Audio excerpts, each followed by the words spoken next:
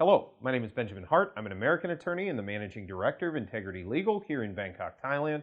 As the title of this video suggests, we're discussing Thai O visas for those who are parents of a Thai child or children here in Thailand.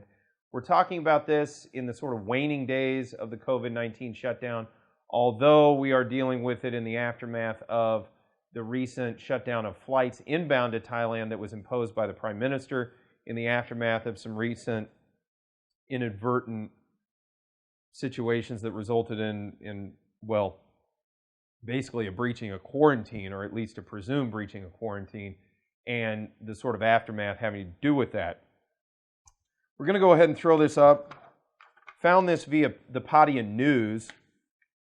Go ahead and throw that up there, but it is ultimately a Ministry of Foreign Affairs handout from the Ministry of Foreign Affairs here in Thailand. And to just read it, for those who can't see it, or for those who are listening, and I have been told some of you are specifically listening to these rather than watching them. Measures to enter Thailand for non-Thai nationals who are spouses, parents, or children of Thai nationals.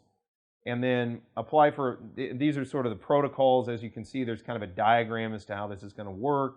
Apply for appropriate visa type, request certificate of entry. And for those who are unaware, we've made multiple videos on certificates of entry. They're kind of, in my opinion, sort of like a secondary visa. It's kind of a secondary protocol wherein they are requesting specifically from Thai Ministry of Foreign Affairs the nod, if you will, to allow this person in. And declaration form stating travel details, marriage certificate, if applicable, or in this case, documentation to prove up relationship with a Thai national. So presumably a birth certificate would get you across the finish line there. Health insurance, proof of state quarantine facilities, etc. And then the diagram, you apply at the Royal Thai Embassy. They're going to revert to Ministry of Foreign Affairs. They're going to then issue certificates of entry.